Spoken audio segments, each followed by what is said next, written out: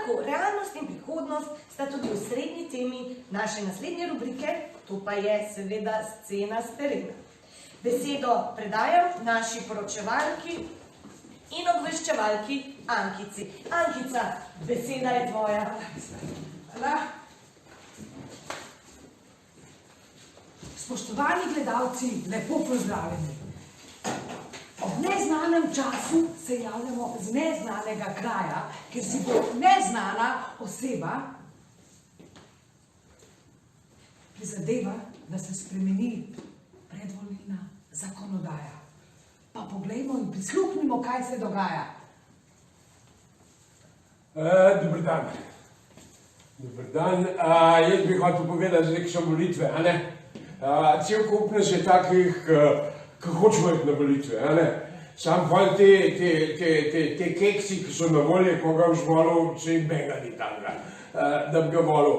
Tako da se bolj sam za te stranke, tako lokalno, pa so kakšni keksi tako grdi, da pa tako nikak vidi, če pogledal ne bi, kaj pa šele, da bi jih volil. Kaj ti pa drugega ostane, kakor da vdaš neveljavno glasovnico? Aha! A ne, jaz sem za to, da grem na volitve, jaz sem za to, da volimo, ampak nimam koga in tudi ne bom nobenega in zato dam neveljavne glasovnice. Ampak kaj pa oni naredijo? Kaj naredijo?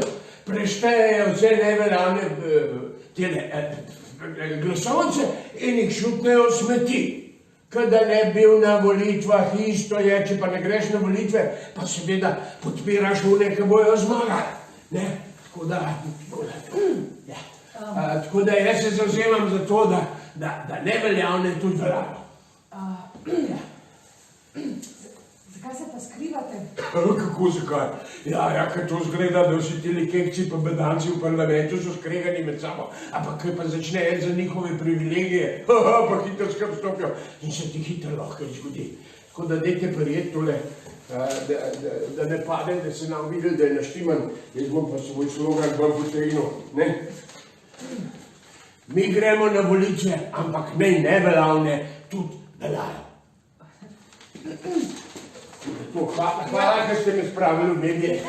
Zdaj pa jaz to odnes, mislim, da gremo. To je bila scena s terena.